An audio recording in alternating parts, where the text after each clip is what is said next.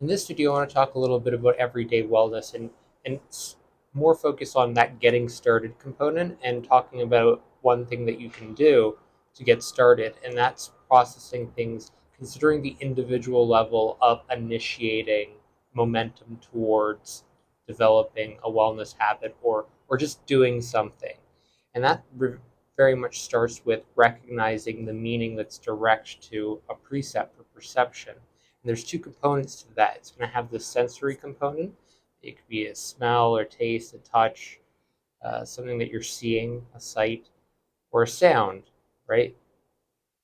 And that would be direct to our precepts. And that has this empirical component or an empirical moment or meaning that is direct to our perceptions and that is conveying something rather than nothing.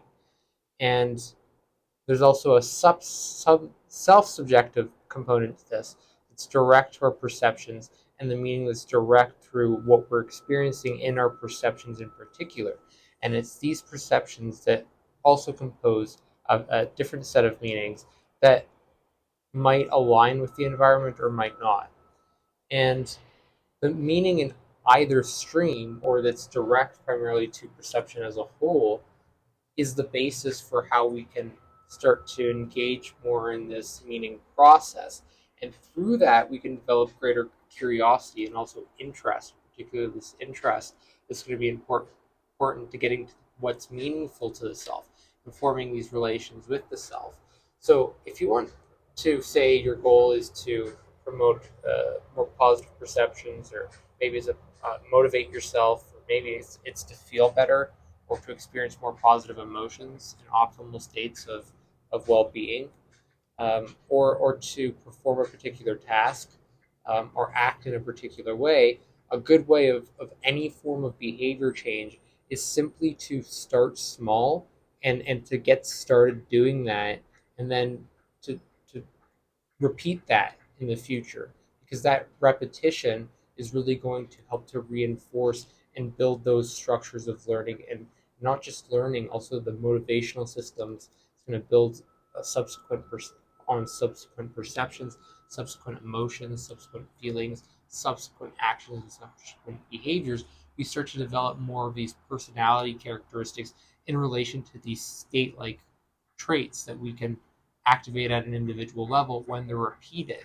And then that becomes part of our more situated personality and eventually can move into impacting these changes in personality, and particularly also develop habits, which are two distinct aspects. And you can think of habits as pertaining more widely to the self in regards to the self, the situated self, and personality characteristics, but also these individual level state like traits.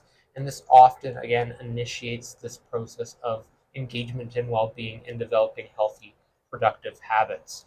So I just wanted to keep this short, and I'm going to probably talk about this concept more, because the individual level of constituency is perhaps the most important for developing and changing any behavior, and for also guiding self growth and self direction, and promoting more of these proliferation motivations, as well as to hone in on deprivation motivations and address those in relation to this positive behavior change. But maybe it's better to think of it as positive personality change, because it really impacts all these different personality characteristics: perception, motivation, emotions, feelings, actions, and behaviors.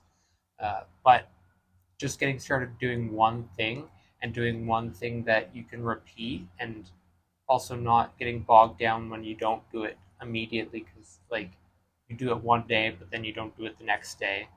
But if you do it again the third day or the fourth day, and you repeat that, even say like you failed this week in terms of like you did one bout of exercise because you wanted to increase your physical fitness level, and you set that as a goal, and then you failed this week, but next week maybe you get 2 days of exercise, and maybe the third week you don't do anything, but the fourth week you get five. You get a full, basically a full week of exercise with your two rest days, and then from there you can start to scaffold up from this individual level, and it's much easier to start with one and process all the complexity there, which you'll find as you progress and develop these subsequent perceptions, motivations, emotions, feelings, actions, and behaviors along those repetitive individual actions, you'll find it gets a lot easier, and it's easier to move into this simultaneous level of action where you're doing a bunch of these what were once individual level processes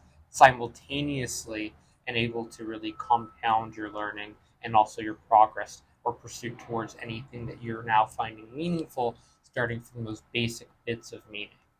So that's all I wanted to say for this video. I hope you enjoy it.